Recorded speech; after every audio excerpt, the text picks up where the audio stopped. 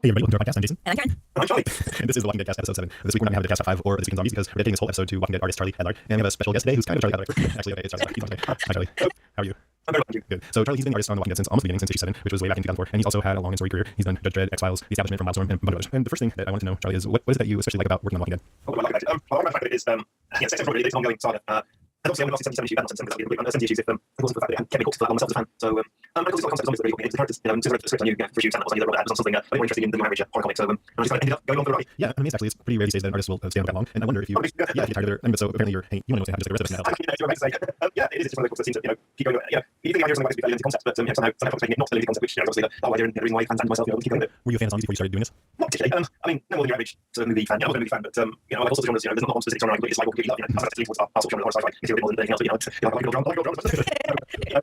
So when I came up with the idea today, it wasn't myself, in fact, zombie comic, it was the idea of the character. I like the interesting box and zombie movies. I do like and appreciate, obviously George Romero's early Hoover, and I do Hoover what he designed. The animation on it's great, it's great. It's all obvious ones great, all the unobvious ones rubbish. So the comic is, like you say, is more about the characters and has a very real world feel a lot of times. There's no zombies on scene, which can mean people standing around a lot. But I mean, are you okay with that as opposed to like action superhero things and stuff like that? Well, I'm aware of my skill sets to come in a bit more than average. I'm pretty good at drawing that stuff. I'm actually enjoying it. I always maintain it's quite easy to draw. Great action sequences, especially if it's like one, especially when it's exciting. I want to do page and you do a big dramatic splash shot each time. Whereas I try to draw 7 panels of people talking and make it look interesting. Very camera angles and do stuff like that. One of the things that Jason and I both love about the comic is the quiet moments when there's no dialogue at all. How do you work with Robert to make those happen when there's really little dialogue? And it conveys so much. What do you do with that? How do I do it? Yeah. I agree with definitely the quite most of bits that really float my boat as well. But how do I do it? I think pretty like I say, I'm a big that's why you're talking films as well. I'm not being an all-round film fan. It does help seeing lots of different inspirations, etc. But I'm a very natural artist. I'm very hard to explain how I do it. Yeah. In the studio in the morning, I work with family. Obviously, for school, I'm a drawing board. I do stuff from a new page, many stuff from top left hand corner, top right hand corner. It's as systematic as that every single page. So I just that's sort of saying like chances I'm drawing, and it just kind of happen. That's what I can really explain. You mentioned your family. My wife used to be an illustrator, and so after family interviewing Charlie Adlard, I asked him, and she said she wanted to know before you were married, how did girls react when you said you were a comic artist? Interesting. There was an advert on British TV a couple of years ago. I can't remember what it was for, but it was sort of a male fantasy like POV shot of this guy walking around talking because the one girl does the same one very briefly. Oh no, you're so high. So I had to really help this guy for medium. And what I do, so probably it's kind of funny for kids aren't that interested either. I mean, my eldest is kind of interested, but I don't think particularly nasty. Other than that, if it comes to drawing, I show them people talking next to me. Are you listening to musical work? There you go. I'm a big music fan, which is a problem. Listen to me because it would distract me. I'm getting into it, and so I was thinking rather than working. So radio is a good. I like silence, so radio is a good compromise because I can just sort of have it in that background, babbling away, and I still concentrate. Yeah. It sounds like you really enjoy the drawing while you're doing it. Is that true? Oh, of course. It's also a job that if you hated doing it, you certainly wouldn't be doing it. I mean, if you hated doing it, motivation getting to it would be hard enough, let alone the motivation maybe to enjoy sometimes. I find you're more procrastinating in the morning, and computer has been a deadly tool, especially in the last 10 years since I in the studio, because first thing in the morning I'll take it on. And if there's something interesting coming on emails or anything like that, I'll actively sort of look for something interesting about now. If I get something interesting emails, I'll get to work. I was just playing piano for a friend the other day, and he said, I didn't know you had to play. And I said, all the songs that I learned before the heroes. So do you ever just draw something that's not work for hire, just for your own pleasure? Obviously not. Absolutely. No, not really. I have time. It's every day there's something to do. Which is not really at all. I'm eternally grateful for that. But I mean, other projects I look for are obviously something that I like to do because it's for fun. So, and Walking Dead, it's been fantastic to me, and financially it pays the bills and then some. So, other projects that I do occasionally I look for, it's sort of money factor. I can't do it because I can choose and think, well, interesting what to do. I was all paid, but it doesn't matter. So, there is that luxury I have. So, you can argue that stuff I do for fun is the other projects. I just like keep working. Charlie, what do you have in build there? I mean, essentially built my studio, believe it or not. Literally, so my studio, I'm not because it's a couple boxes. This is my studio, it's boxes, and they've got sheets over it. I mean, coming down a bit. I heard you on the podcast, and you were saying that you moved to a house that was owned by a doctor and it had a surgery in it. Is that right? That's actually at the moment it's interesting to but it's not like operating tables. I'll be quite happy with it, but yes. But it's just a space. Just a room on the side, just a house of walks. Upstairs, I'm basically moving all these toys and I go to upstairs. So I'm in the room. Are you still playing drums in your band? Yes, I did last weekend. It's stressful, believe it or not. That's why you're into the one gig. What we played was it a concert at a bar? It was a film festival, and the organizer of the big concert, he's trying to shoot one quite somewhere, and obviously because the TV show, etc. He asked me to go. Really exciting me. I was getting our impression. I go, struggle from the UK is even though it's relatively near, it's not the easiest place to get you a change and whatever in Paris, etc. So I was kind of not that enthusiastic. They mentioned that we had live bands playing, I was half joking, so yeah, my band played. And after that, he's really enthusiastic, so next thing you know, we're playing them. Actually, believe it or not, are you playing Italian horror? We'll say yes. I feel like, for instance, Dario Argento, like Suspiria, Inferno, yes? No, there's some kind of zombie movies, right? Yeah, Yeah, haven't seen it. What Dario Argento was, I suppose, he at one point they called it the Italian shop, which is a bit of a misnomer. I mean, he's very sensitive in the 80s, he's calling now, he's executive for this, but anyway, the music was written by this guy called Claudio Sinetti, about an Italian prog rock band called Goblin, and Suspiria is one of my favourite horror movies, actually. So if you get a chance, get Suspiria on DVD or Blu-ray, it's unbelievably good. But anyway, he's since Goblin was founded, since he stopped writing for movies, yeah, first hand, he formed a heavy collective called Demonia. And that's supported Tony, all those like Claudio Sinetti, oh my god, you and Goblin! Because the rest of the guys in the band, guys in their 30s, yeah, so, how you imagine heavy metal, like, I don't know what you stand up, but, and Claudio, the guy in his late 50s, so it looks like I'm sort of daddy, because he's got the money or something, but that's his joint band. Anyway, That's great. What's the name of your band, Charlie? we're called Mind Power Cosmic. I think what's so yeah, Mind Power Cosmic. Cosmic, do you know Phil Swank artist? Yeah, he's a band, so we were actually formed to play a convention a couple of years back with Liam Sharp on vocals as well, but Liam got so busy that he couldn't get time to keep up the band, so we got a couple of other guys, and yeah, and changed the name because before we all giant size band thing. Very good. Yes. Do you guys have some music online? We will soon. We may get recording as soon as possible. We're so busy because we did the Bristol Convention in May. Yeah. To the just guys in January, so we had to learn the set as it was for Bristol. We can practice that often because it's only a fun band. You know, keep reminding ourselves to be serious about it. But yeah, and then it got the festival thing, really Ted and lots of rolling out San Diego and things like that. In the meanwhile, so we sort of, but hopefully now we've got a bit of extra time to get knuckled back. Because the idea is actually the original material we're going to do. We're going to be a bunch of forward things doing sad bands in sad pubs, you know. I love the bands. Of course, there's many of them. All right, let's bring back to the conference. Yes, that's what we're talking about.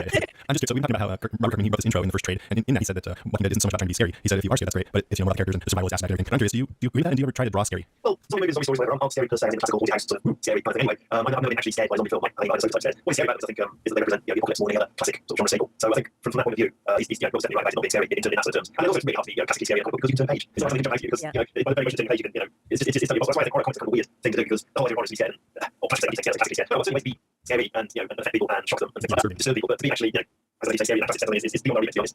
Yeah, I mean the previews of the TV show look like they're going to be able to capture that kind of thing a lot better. Yeah, I mean, I think I just saying in terms of, it's very hard to study because it's so slow. Because the setup is there in a probably more clever way than the sort of classic horror ways. But Sure. I think it's something that's more disturbing, in terms of what they represent, and I think something from Shop Society along with other sort of horror genres, definitely. Oh yeah, often the most scary character in the zombie genre is you. Obviously, I mean, that's the always is because after half an hour zombies, it's one of those things every zombie story, any reason zombies succeed in eating everybody, which is what happens is the fact that humans are totally infallible and they screw up themselves. So whereas in monster stories or horror stories, it doesn't necessarily have to be that the humans screw up. They can be just so deadly that the beasts or whatever other people, they can this is basically run and hide sort of scenario, whereas the zombies, everyone seriously together. They would be quite easy to fend off and keep fending off. Zombies in Walking Dead though, that seem to be a little bit sneakier than other zombies I've seen. Yeah, I mean, you're like Donna. She I guess she shouldn't have gone off. That's very stupid, wasn't it? Charlie, what's your favorite character to draw? To draw, probably, I mean, it's very obvious on this. I just really, if I feel there are serious off. Yeah. I don't enjoy drawing. Who's your favorite character, just in general? In general, Is there two? she's not there, but I think Andrew's really interesting. Me too. She's my favorite. No, she's kind of furthest in a lot of ways. Yeah, her character's really interesting. And so Carl's obviously probably the most interesting character actually, but it's just about trying to draw children. Really? It's just one of those really hard to get right age as well specifically. It's easy to draw sort of babies, not babies, it's easy to draw toddlers or maybe 4 or 5 year olds. When we get to Carl's age, he's probably 9, I think. We've got a 9 year old anyway. So I'm looking at him. I'm drawing Carl way too young. I'm wondering more cliche child sort of way. But when you try to draw older, it just suddenly morphs into a teenager. I'm like, that's too old. I think the best drawing the older characters so you get a bit more into the not making this. I'm really enjoying Dale, for instance. Yeah, Dale's very much. I'm really enjoying drawing him. I thought he's in the community, the guy who goes. I forgot his name too, but yeah. Yeah, he's a guy in his 60s, and it's really interesting to draw something like that. Every time I draw it, he's kind of right. Whereas Carl, sometimes I bring out the face, they still 3 times to get it to vaguely okay. When you draw these characters, do you think of them as either people you know, or at least you feel like they're real people? Well, I mean, not a skill is to make them, feel like real people. I mean, it's exceptional. I mean, also, you read the script, and I know there's kind of element of them. It doesn't sound as real as you see it on the page. I don't know why, but there's something about reading the script that's not as. So, I mean, it's still good. But as soon as I see it in the comic book, when I send the proofs through to go through, I'm reading, I just think, oh, that's just incredibly naturalistic. I can just some of the stuff they say, you think, well, that's just, that's exactly what that character would say. There's no conceit to it whatsoever. So it's incredibly well thought out. Yeah, agreed. Yeah, definitely. Yeah, that's one of the things I love about comics. It's just so catch the people that seem so real. Yeah, exactly. I mean, that's the classic, isn't it? Yeah, if you look at the characters, you don't get them, they get dispatched like always. Have you been to Atlanta to the set? I mean, I was on the set. Did you go to zombie school? Yeah, I was zombie school. I just stayed in for 3 days when they were filming Big. Like, they turned it on the weekend, which was the bigger zombie stuff that was taking place in Atlanta. So I literally sealed off 4 streets worth for set dressing like pockets, obviously. It was just amazing. It felt like a proper movie. I mean, TV shows, I know nowadays virtually have movie budgets, but it was quite incredible to be able to see all this stuff going on. It was amazing. And like I said, I had the opportunity to be 2 days, but what I found was that obviously being a zombie, you felt like you were the extras, and so you sort of checked it off, and when you went quiet, you were in a room waiting to go on set. And at that time, I was thinking, I really want to be upstairs watching what's going on. So yeah, so I did it for a day. But I'm glad as well because the heat was just punching out my heart just went out to all of the actors and cast and crew having to do that. Especially zombies. It's especially when makeup was just intense. I mean, stuff Andrew English shooting the obviously great place. He was walking around, I was sweating in his t-shirt, shorts, standing in shade, and it was blisteringly hot. He was in the middle of the sun, his full policeman gear, having to crawl on the tanks and things like that. He's like, I just get wrecked, Wow. a wet mess on the floor. So I mean, it's amazing. That was something probably. I mean, I didn't makeup, but yeah, to be standing there, especially on Sunday, which I didn't do. Standing there in the sun, no shade, sun beating straight down the street. They were hanging around. They had 2 great white reflective boards on either side as well. It was just, they looked so uncomfortable. And I was just thinking, I'm so glad I'm still in the drink. I'm just so building. Are they going to be able to capture all the winter scenes? Well, it's going to be interesting. Obviously, if we go to season 2, it will be, well, for me, it's going to be interesting because they're my illustrations. Plus, plus it's getting cold, so, yeah, standing on the 35 degree, 100% humidity, I think this place actually get cold. Obviously, it does. So, yeah, it's going to be, I'll be going again next year if there's another season, just to not be so uncomfortable in a city. And to see your work brought to life must be surreal. I mean, that would be amazing. Well, I think it's something which was, I think, the most relevant. You sort of have to kind of keep yourself occasionally realize what in fact is going on around you.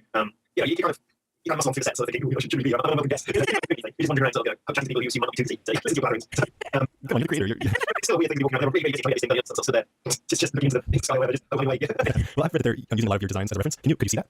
Yeah, I suppose. I mean, it was everyone kept saying to me how much they looked at the book, taken some and apparently scenes directly, mixed directly from the pages of the Walking Dead. But yeah, I think that's not because people ask me loads of times if I had any input into the series, and I said, well, no, I haven't. But I was never asked. But on the other hand, I never put forward myself to do it because I thought, well, it's not like a design heavy TV show. It's not like we didn't draw a comic, we didn't draw science fiction or fantasy novel where lots of design really precious about. And I was like, I want to make sure they create that world just like my world because it's just natural world, it's the reality. So I wouldn't care how they see. Atlanta, for instance, to the people that are shooting the show, is Atlanta is the real city. Ours arguably is the copy of the novel to be drawn it. You know what I mean? So, did you understand what I mean? It doesn't mean zombies, if you're doing it properly, you get this, you do research more, you don't do research for a comic book. So, Yeah. Yeah, so I just assume any bit they've taken from the comics is just an added bonus to me because they really didn't have to do anything. I'm not protective of what I talk because I say I'm not based on reality. So, you kind of see they're in reality making this TV show. So, it's one of those things I'm not that fussed about. So, I say, they keep taking it off the book, and I see that they take it off the book. It's amazing. It's like saying it's just a little bit of okay. It's not they really didn't have to at all. There's one thing I want to be sure to get to. I love the book. It's one of my favorite comics of all time. There's one thing I found kind of disturbing, and you talked about it in an interview. Can you guess what it is? Talk But talk about that. How did you feel about that? That's one of those things. I'm a big fan of off-screen horror. Most of my horror movies are half of the thing. The Dark thing. One of my most favorite horror movies. Most of my other favorite horror movies tend to be, ones where most of the horror stuff happens off-screen. So It's scary. yeah, I genuinely believe mine is the ability to control engine far worse than what is presented on screen. So from that standpoint, every time I have to draw something gory, I am thinking it's really necessary. Having said that, the zombie genre is by its very nature, the most zombie of horror tables because you're dealing with wandering corpses that are decomposing constantly around you and want to eat you. So it's very hard to get settled. But when I came up with that plot, it's the only time I found it in the history of working together 7 years together that I said, come on, we look at this future this. And yeah, you can give it to me, explain character, the motivations, the reason why you have to show it all. And I agree with it. The funny thing was people also ask me is it just to draw it. It's like it's silly to read it. Probably silly to sort of think about how I'm going to approach it. But when I take that to draw it, it's just not something that it wasn't silly to draw at all. It's kind of like it's a real act when you're drawing. You've got a pen, you've got black lines on a piece of paper, and suddenly you create a picture. And then it's exactly the same act as I go for that issue, just create a picture, just a bunch of marks. On paper, it's kind of emotionally detached process. It was the emotional connection actually reading through some thinking beforehand. I love the way you're describing how you work because I do some writing and I've heard other writers say that the actual work is torture, but the satisfaction comes when you finish. It sounds like when you're working, it's sort of a zen-like experience. Yeah, so I mean, I draw a lot of ink straight down ink from what makes it fast, but yeah, taking like half an hour, 3/4 hour to lay out in pencils one page, and they're very rough. That's actually the work for me. I don't think that's where I really have to concentrate and think about it. And in a lot of ways, that's kind of the hard work. The inking, which thankfully takes up 3/4 of the time, is why I tend to be creative. It'll be a creative process where I'm sort of molding it. It's like if you go out and do principal photography on a movie, it's kind of hard work because it's almost like you're just scenes together and you're mindful of the time. You're clock watching, you've got 7 times doing it, you've got all these scenes together. It's a bit of a slog. Where the fun comes in with filmmaking is the editing. So you've got all the material, that's when you put it all together and create a story and create this big concept or whatever. And it's kind of the same with what I do. The slog is the penciling, the principal photography, as it were. And then it's the inking. It is just a fun bit where I'm bringing it all together, drawing backgrounds up, putting the detail on the face, putting the shadows in, having all the fun stuff and creating a really nice page, hopefully. Have you done some filmmaking? I still like actually, because obviously over in the UK we don't have a comics degree course, so my actual arts degree was in film and video, so I spent 3 years with a cameraman. So yeah, I'm famous in language film, I'd like to you probably thought that me, because I do comments on my work, so what's filming? I was like, spent 3 years. Strange art projects.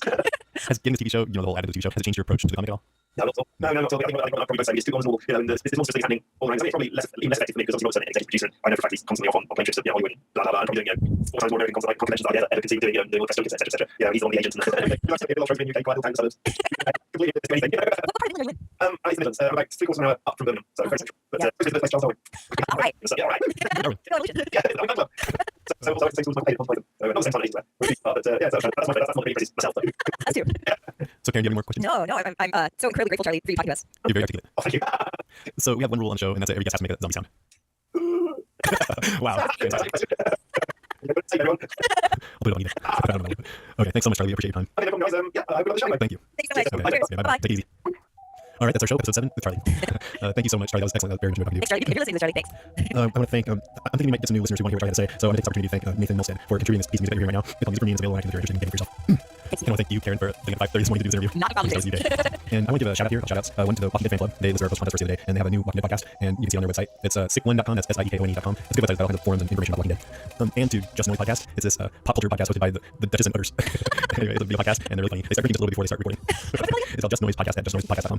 Pretty hilarious. They talk about movies, TV shows, comics, games, all kinds of stuff. They mentioned us in a recent podcast, so I'm going to play a little excerpt from that. I just think Walking Dead because I actually kind of got interviewed for it at Comic-Con, and that's a really good show to follow. Or how does it follow this show? It's like lots of really good. Yeah, it's really cool. So, like, director, and now, like, I don't see this now because I have to. Fucking big, The Walking Dead, Watch This too. So I probably gonna like an overview.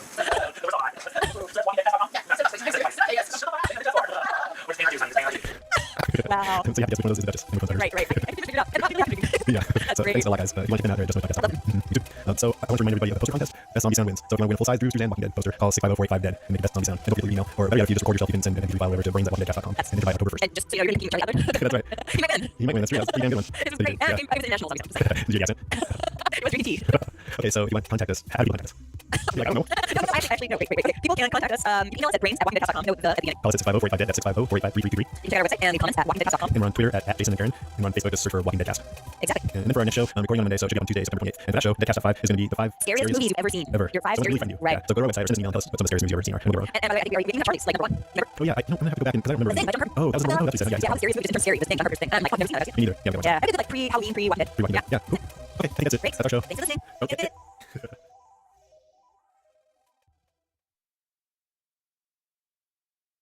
Hi, I'm Rebecca, and I'm Royce Yedloff. Welcome to our Chat Talking podcast from Harvard Business School. Think Big, Buy Small. This series lets you learn a special way to become an entrepreneur, how to buy your own business, be your own boss, and get the financial benefits of your efforts. Entrepreneurship through acquisition involves searching for existing, enduringly profitable smaller business and buying it, usually from a retiring founder. Back for a brand new season, our conversations with guests from all backgrounds and different stages of the entrepreneurship through acquisition journey. And those considering whether this path is right for them, all the way through those who have sold business takeout researchers and random CEOs, thousands of smaller firms sold every year, and many people successfully acquired existing businesses enduringly profitable. So why not you too? We've been helping students understand the successful path to personal and professional independence in our courses at Harvard Business School for nearly 15 years. But you don't have to attend Harvard Business School to take advantage of these opportunities. The goal of the Think Big, Buy Small podcast is to help you, our listeners, decide if entrepreneurship through acquisition is for you, and if it is, to help you take your first steps on the journey to buying your own business. Follow Think Big, Buy Small wherever you get your podcasts. It's hard to remember now, but the internet used to be fun. I can't believe how easy it is to search that. So, On Launch Out, Breaking the Internet, we'll face how a tool that once fueled democracy. Politician activists, social on Facebook. Became open and at the very heart. You're watching Unraveling our Democracy right now. From Lonely and TRX, this is Launch Out, Breaking the Internet. Subscribe now wherever you get your podcasts.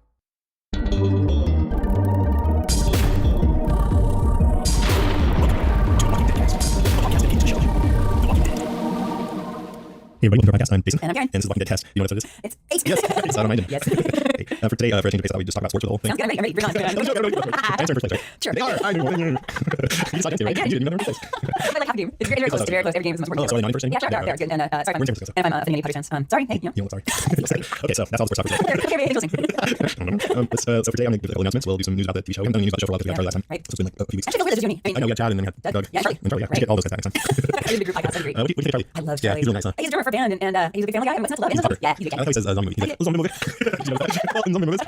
He could be TV here and Oh, yeah. big stuff. He's great. Yeah, I love that. He's awesome. Yeah. And I heard the podcast, and it seems like they have a hard time sometimes talking to illustrators because writers by nature are more, able to use words to express themselves, and sometimes the artists don't seem to be able to. And I think Charlie didn't really know how to say how he does what he does. Yeah. He was still very talkative and outgoing and all. And Interesting. Yeah. honestly, he's great. He got stoked talking about his band. I know. Johnny. Yeah, he's excited. Yeah. And I actually kind of like it. He didn't know how to explain the process. Yeah. And I felt like, well, I want to be because I know if I'm doing something really well, then I examine how I can ruin it Yeah, sometimes. exactly. Yeah. So anyway, okay, so we'll do news, then we'll do this week in zombies, other zombie news. Great. Then we'll take a break and we'll do our top 5, 6, 5 scary movies we've ever seen, a couple of listening emails and reviews, and then we're out. So it's like a short show, so we can Yeah. Okay, so I just wanted to give a little update on the poster contest, Walking Dead poster contest. So we have this full-size promo poster by Drew Sujan. He did the posters for a bunch of things, movies like Indiana Jones, Back to the Future, Star Wars, among others. And if you want to win this poster, you should call us by this Friday, October 1st, by midnight, and leave us your best zombie send wins. So call 650-45-DEAD, 650-45-333. So we've only got one entry so far. So there's a chance that you might be able to win if you call. There's an autograph version of the poster being sold on the site still for $499. So They said that they were only going to sell it for until August something, but I know there's still some available. It's hard to believe, but they didn't snatch those up. ours doesn't do right now. I signed it. No, I'm just kidding. So I'm going to play the entry we have so far, so you know what you have if you send yours in. Here we go. That's just something you can go I know. All right, that was me. Didn't take it this morning. Hey, that is our winning entry. So if nobody else wants the poster, Yeah, so far, thank you, sir, for sending your Exactly. thumbs down.